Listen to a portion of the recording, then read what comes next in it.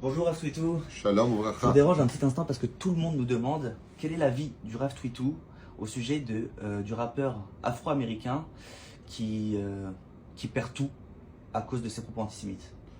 Effectivement, j'ai entendu parler brièvement de cette histoire qui aurait ruiné, pour une somme assez phénoménale, une personne qui aurait eu donc des propos antisémites. Ma première réaction est de dire que pour un Afro-Américain, c'est difficile à comprendre puisque eux-mêmes ont subi des ségrégations, des apartheids et autres.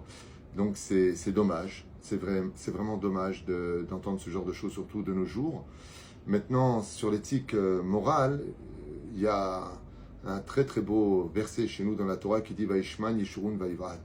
Des fois, une personne qui démarre de zéro et qui devient immensément riche peut finir par avoir des propos qui l'emmènent vers un orgueil démesuré.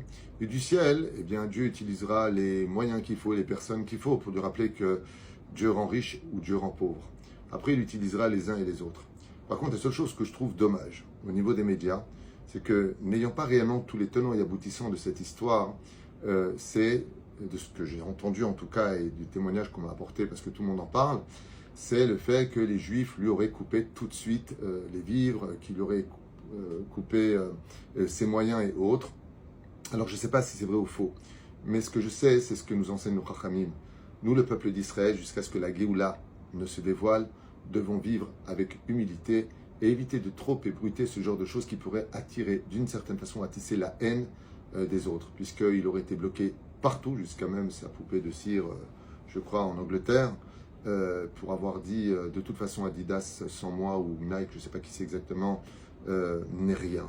Donc ce côté orgueilleux lui coûte cher aujourd'hui.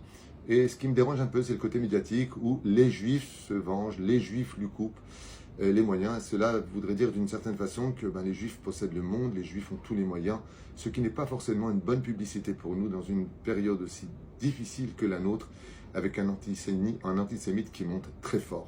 Je ne crois pas que ce soit intelligent ni sage, même si, grâce à Dieu, les Juifs auraient ou pas des moyens. Vivons heureux, vivons cachés. Et là, ça fait trop de pub autour du pouvoir juif, ce qui me dérange énormément, alors qu'une très large partie du peuple d'Israël vit dans une très grande précarité. Merci beaucoup Rav. Toda.